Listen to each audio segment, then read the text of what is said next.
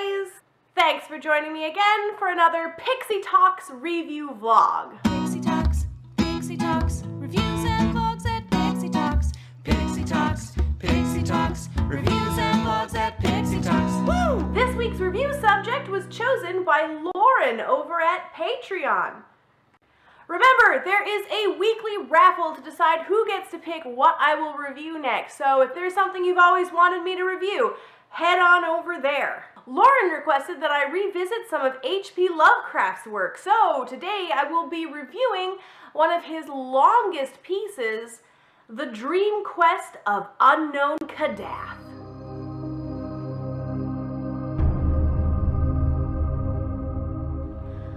The Dream Quest of Unknown Kadath is one of the more outlandish Lovecraft stories I've ever read. In a lot of ways, it almost doesn't feel like it fits with his larger body of work because it's much less of a horror story as it is a fantasy adventure travel piece. It concerns the character Randolph Carter, who dreams of a city so majestic that he cannot stop thinking about it. He resolves to find it, somewhere in the dreamlands, and visit the gods who live there. Despite being warned not to pursue this quest, he goes into a deep slumber and begins his journeys through the dreamlands to find this fabulous city of the gods.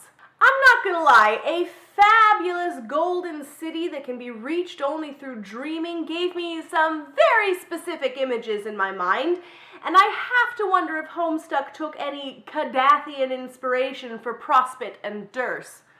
It's a very strange kind of fantasy story, mainly because Lovecraft's mythos is populated by all manner of mind-breaking horrors. So attempting to paint this adventure quest in a more traditionally fantastical kind of way can almost feel at odds with the intrinsically horror nature of Lovecraft's work. This isn't written like a horror story, despite the fact that Carter does run into many monsters to contend with along the way. It's written more like a fairy tale adventure, so there's a little bit of thematic dissonance to its structure. It feels very other in the midst of Lovecraft's larger body of work that concerns extra-dimensional horrors and insanity-inducing beings.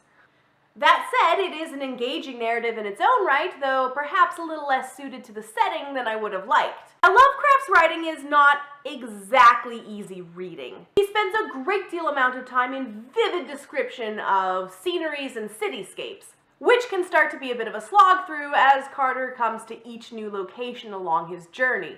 The guy super loved architecture to a degree that can be a little bit difficult to grasp. Especially considering that Carter continues to visit all of these incredibly beautiful places along the way, but we are meant to understand that the city he's questing for, the one of his dreams, is supposedly even more glorious than all of these exotic locations, despite them all being described in equally lavish attention to every little architectural detail. I can't count how many times balustrades have been mentioned in this entire thing, but I digress. Easily the coolest thing about this story is all of the introductions to all of the strange places in the dreamlands and all of the people that live there. Carter's travels through the underworld with the ghouls are probably my favorite parts of the narrative. He is also constantly evading the sinister servants of Nyarlathotep who keeps trying to kidnap him, because this wouldn't be Lovecraft without a sinister eldritch deity to worry about. This culminates in a neat little twist ending, which I still feel isn't quite as bleak as his usual work. Now, it's hard to discuss Lovecraft without mentioning the elephant in the room. He was a very racist person.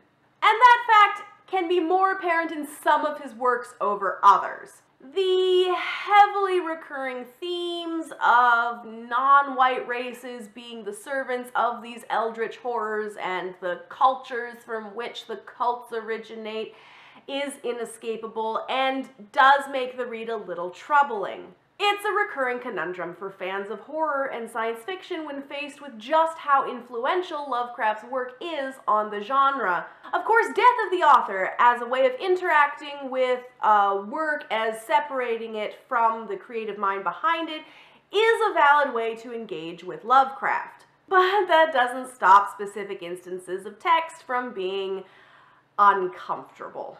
All in all, this is an interesting excursion through Lovecraft's mythos, though it does kind of read more like a roadmap of the Dreamlands than a horror tale. I do feel like I would have liked it a bit better if it hadn't had such an optimistic ending, as it kind of feels a little less in keeping with the grander mythos. And I would have liked to see Carter come to some kind of doomed ending in his eventual confrontation with the crawling chaos. But it does do a lot to create a setting for Lovecraft's beasties to live in, and that's pretty neat in its own right.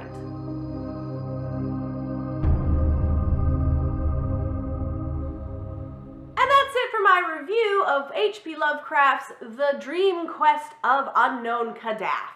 Remember, if there is something that you've always wanted me to review, or you just like my content and would like to support me, there is a weekly raffle over at the Patreon, so please consider checking that out. And with that, I will see you guys next week. Bye!